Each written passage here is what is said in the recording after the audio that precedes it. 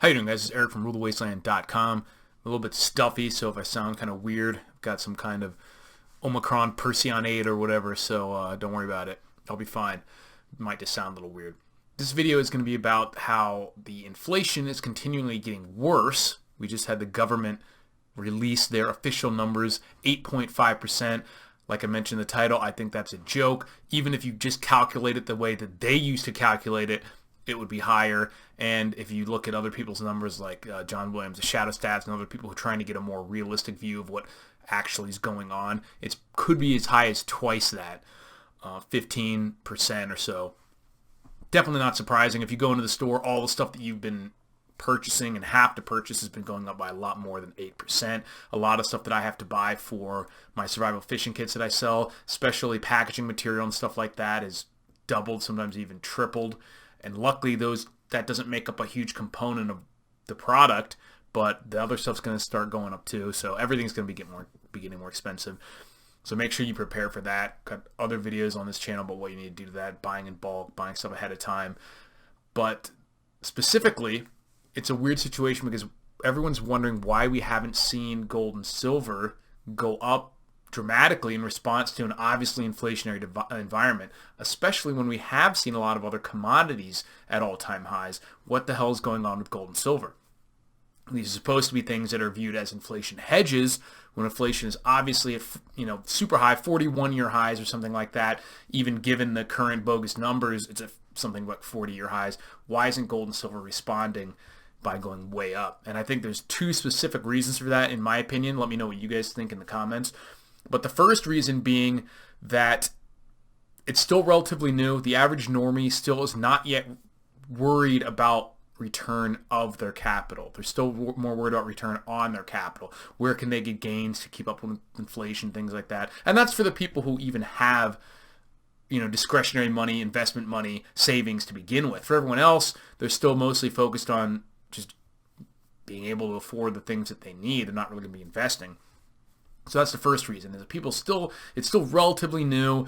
A lot of people still think it's probably transitory. They're buying the idea that this is a Putin price hike related to the conflict over in Ukraine, even though this stuff had been happening for months, if not a couple years before this, anything ever happened in Ukraine. But, a lot of people are still buying that. They probably think it's transitory, or they're just not yet accepted this new environment.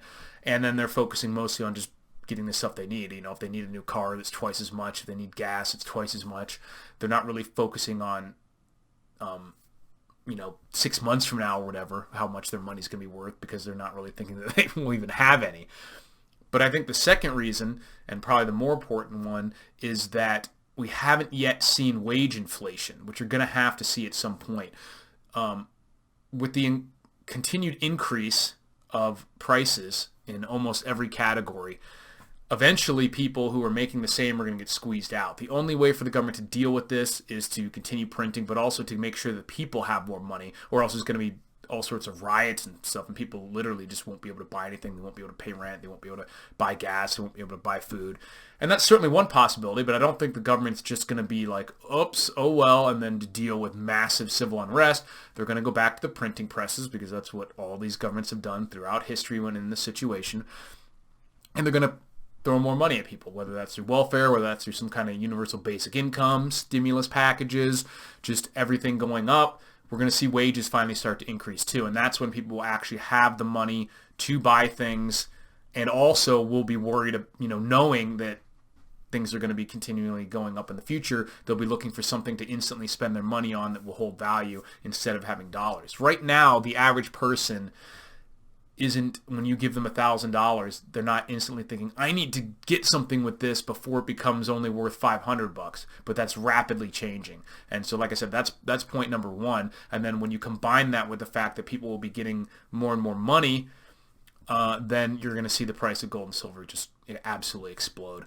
And I think it not only will have massive nominal gains, but since more people will be interested in buying it, be bidding it up because they're trying to put their dollars there to protect it, I think you'll see actually real gains in the price of gold and silver as well.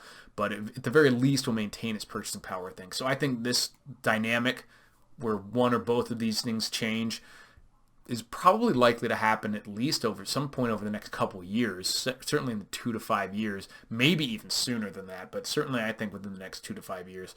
So we'll see if I'm right. Let me know what you guys think, and if you have any gold and silver as part of your inflation protection plan, or if you're just right now focusing on just getting the stuff that you need. Thanks for watching, guys, and I'll talk to you later.